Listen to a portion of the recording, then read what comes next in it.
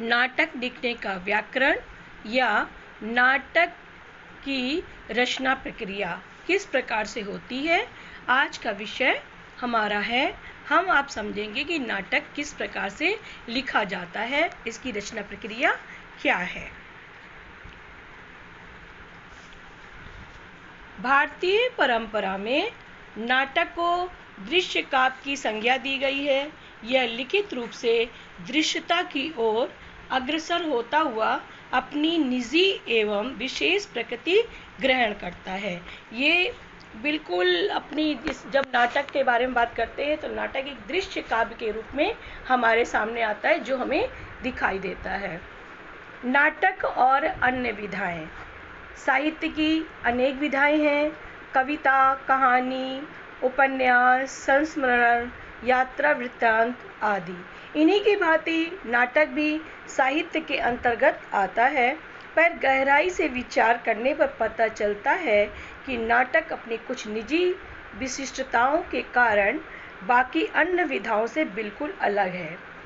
जहाँ साहित्य की अन्य विधाएं अपने लिखित रूप में अपने एक निश्चित और अंतिम रूप को प्राप्त कर लेती हैं, वहीं नाटक अपने लिखित रूप में सिर्फ एक आयामी होता है। जब उस नाटक का मंचन हमारे सामने आता है, तब जाकर उसमें संपूर्णता आती है। जब हम नाटक को दृश्य के रूप में स्टेज पर देखते हैं, मंच पर देखते हैं, तब नाटक को संपूर्णता मिलती है। संक्षेप में हम कह सकते हैं कि साहित्य की अन्य विधाएं पढ़ने या सुनने तक सीमित रह जाती है, पर नाटक पढ़ने सुनने के साथ साथ दर्शन के तत्व को भी अपने अंदर समेटे हुए है। अब नाटक में समय का बंधन। नाटक की एक मूल विशेषता है समय का बंधन। नाटककार को नाटक की विशेषता का सदैव ध्यान रखना पड़ता है, क्योंकि समय के इस बंधन का नाटक पर पूरा असर पड़ता है। इसी विशेषता के कारण नाटक को शुरू से लेकर अंत तक एक सीमा में पूरा करना होता है। समय संबंधी नाटक की अन्य विशेषताएं, इसके बारे में हम लोग जानेंगे। नाटककार अपनी रचना को भूतकाल से उठाए या अन्य लेखक की रचना को भविष्य काल से उठाए, पर दोनों ही स्थितियों में उस नाटक को वर्तमान काल में ही संयोजित करना पड़ता है। चाहे वो भूतकाल की रचना हो, चाहे वर्तमान काल, चाहे वो भविष्य काल की रचना हो, लेकिन नाटक को जो लिखेगा, मंचन उसका वर्तमान काल में ही उसको करना पड़ता है। नाटक के मंच निर्देश हमेशा वर्तमान काल में ही लिखे जाते हैं, चाहे कोई भी काल हो, पर उसे एक विशेष समय में एक विशेष स्थान पर वर्तमान काल में घटित होना होता है। साहित्य की अन्य विधाओं, कहानी, कविता या उपन्यास को हम कभी भी पढ़ते समय बीच में रोक सकते हैं और कुछ समय बाद उसे वहीं से शुरू कर सकते हैं, पर नाटक के साथ ऐसा संभव नहीं है। नाटक को हमें लगातार देखेंगे, तभी हमें नाटक का अंत समझ में आएगा। दर्शक कितनी देर तक किसी कहानी को अपने सामने घटित होते देख सकता है, इसका ध्यान नाटककार को रखना पड़ता है, और ये उसके लिए अत्यंत आवश्यक है। नाटक में ये भी ध्यान रखना आवश्यक है कि चरित्र का पूर्ण विकास हो सके और उसके लिए समय का अभाव ना हो। अब आया नाटक के अंक। नाटक के 3 अंक होते हैं। अंकों की इस संख्या को ध्यान में रखकर भी समय विभाजन करना आवश्यक होता है। भरत मुनि द्वारा लिखित नाट्य शास्त्र में नाटककारों से ये अपेक्षा की गई है कि नाटक के हर एक अंक की अवधि कम से कम 48 मिनट हो। एक अंक उसका कम से कम 48 मिनट का हो, ऐसा भरत मुनि ने कहा। अब आया नाटक का शब्द जो है वो नाटक का शरीर है। यद्यपि शब्द साहित्य की सभी विधाओं के लिए आवश्यक है, परंतु नाटक और कविता के लिए इसका विशेष महत्व है। नाटक की दुनिया में शब्द अपनी एक नई, निजी और अलग अस्मिता ग्रहण करता है। भारतीय नाट्य शास्त्रों में वाचिक अर्थात बोले जाने वाले शब्दों को नाटक का शरीर कहा जाता है। नाटक का शरीर शब्द है। अगर शब्द स्पष्ट होंगे तभी नाटक जो है श्रोता को, दर्शकों को समझ में आएगा। अन्यथा अगर अस्पष्ट शब्द हैं और क्लिष्ट शब्द का प्रयोग किया गया, कठिन शब्दों का प्रयोग किया गया है, तब हमारा नाटक अगर दर्शकों को, श्रोताओं को समझ में नहीं आएगा तो वो व्यर्थ है। कहानी तथा उपन्यास शब्दों के माध्यम से किसी स्थिति, वातावरण या कथानक का वर्णन करते हैं या उसका चरित्र करते हैं। इस कारण इसे वर्णित या नैरेटिव विधा भी कहते हैं। कहानी या उपन्यास में जो वर्णन घटित होता है, पर नाटक में वही कहानी हमारी आंखों के सामने घटित होती है। उपन्यास और कहानी में उसका वर्णन किया जाता है, जो हमारी मन मस्त, हम उसको पढ़ते हैं और हम अपने मन में उसको घटित होता हुआ देखते हैं। परंतु नाटक में क्या होता है, वो हमारी आंखों के सामने घटित होता है। अब आया नाटक के तत्व। नाटक के तत्व बहुत महत्वपूर्ण है। नाटक की भाषा। नाटककार को चाहिए कि वह नाटक में अधिक से अधिक संक्षिप्त और सांकेतिक भाषा का प्रयोग करे, जो अपने आप में वर्णित ना होकर क्रियात्मक अधिक हो। उन शब्दों में दृश्य बनाने की क्षमता भरपूर हो और वह अपने शाब्दिक अर्थ में ज़्यादा व्यंजना की ओर ले जाए। ये भी कहा जाता है कि अच्छा नाटक वही होता है जो लिखे अथवा बोले गए शब्दों से ज़्यादा वह ध्वनित करे। मतलब कम बोलो लेकिन उसकी ऐसी क्रियाकलाप हो कि पूरी तरीके से उसका अर्थ स्पष्ट हो जाए, भाव भंगिमा स्पष्ट हो जाए, जो लिखा या बोला नहीं जा रहा है। नाटक का मात्र एक मौन, अंधकार या ध्वनि प्रभाव कहानी या उपन्यास की 20-25 पृष्ठों की बराबरी कर सकता है। अब आया नाटक और उसका कथ्य। किसी नाटक के लिए उसका कथ्य अत्यंत आवश्यक होता है। कहानी के रूप में, कहानी के रूप को किसी शिल्प या संरचना में के भीतर पिरोना होता है। नाटककार को इसकी पूरी समझ, जानकारी और अनुभव होना चाहिए। एक नाटककार को रचना के साथ साथ एक कुशल संपादक भी होना चाहिए, क्योंकि नाटक को मंचित भी होना है। इसके लिए घटनाओं, स्थितियों और दृश्यों का चुनाव करके उन्हें इस क्रम में रचना करनी चाहिए कि वे शून्य से शिखर की ओर बढ़ सके। इसका ज्ञान नाटककार को अवश्य होना चाहिए। अब नाटक में संवाद। संवाद किस प्रकार से नाटक में लिखना है, हमें ये समझना है।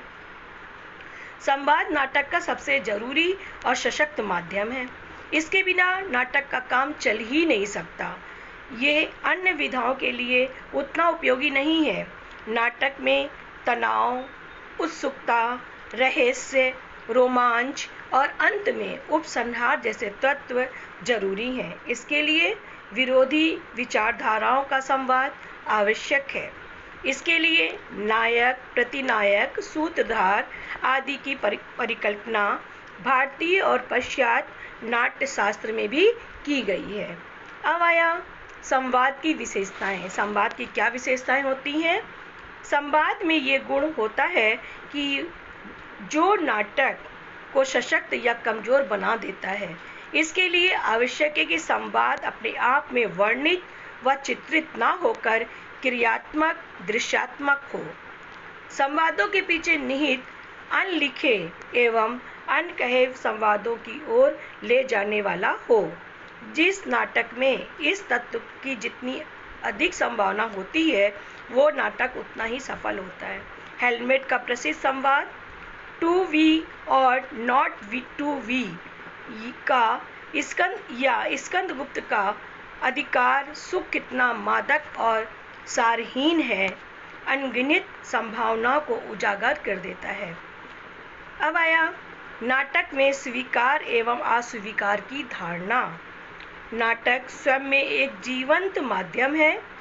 कोई भी दो चरित्र जब भी आपस में मिलते हैं तो विचारों के आदान प्रदान में टकराहट पैदा होना स्वाभाविक है। यही कारण है कि रंगमंच प्रतिरोध का सबसे सशक्त माध्यम है।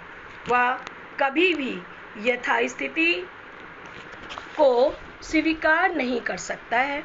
इस कारण उसमें अस्वीकार की स्थिति भी बराबर बनी रहती है, क्योंकि कोई भी जीता जागता संवेदनशील प्राणी वर्तमान परिस्थितियों को लेकर असंतुष्ट हुए बिना नहीं रह सकता। मजे की बात यह है कि जिस नाटक में इस तरह की असंतुष्टि, छटपटाहट, प्रतिरोध और अस्वीकार जैसे नकारात्मक तत्वों की जितनी ज़्यादा उपस्थिति होती है वह उतना ही गहरा और सशक्त नाटक साबित होता है। इसलिए नकारात्मकता, उसमें असंतुष्टि होना स्वाभाविक है। वो नाटक को सफलता की ओर ले जाता है। अब आया नाटक में चरित्र और संवाद का महत्व। नाटक में चरित्र और संवाद का क्या महत्व है? नाटककार को चाहिए कि वह इस बात का ध्यान रखे कि नाटक में प्रस्तुत चरित्र सपाट, सतही एवं टाइप्ड ना हो, किसी लिंक में बंधे हुए ना हो। साथ साथ चरित्रों के विकास में इसका भी ध्यान रखा जाना चाहिए कि वे परिस्थितियों के अनुसार अपनी क्रियाओं, प्रतिक्रियाओं को व्यक्त करते चले। नाटककार कथानक के माध्यम से जो कुछ कहना चाहता है उसे अपने चरित्रों और उनके बीच होने वाले परस्पर संवादों से ही अभिव्यक्त करता है। ऐसे में संवाद के माध्यम से ये नहीं लगना चाहिए कि वह पहले से एक निश्चित विचारों को मात्र शब्दों के माध्यम से व्यक्त कर रहा है। उसकी सोच होनी चाहिए। यदि ऐसा होता है तो नाटक न रहकर शब्दों के रूप में विचारों का ढेर मात्र बनकर रह जाएगा।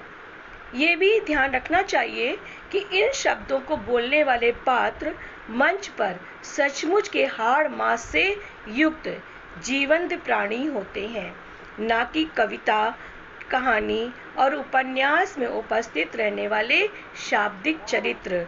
हमें इस बात का भी ध्यान रखना चाहिए कि जो बोल रहा है संवाद वो एक जीवित व्यक्ति है, जीवित प्राणी है। उसको ध्यान में रखकर संवादों की रचना करनी चाहिए। अब आया नाटक के संवाद की विशेषताएं। संवाद की क्या विशेषताएं हैं?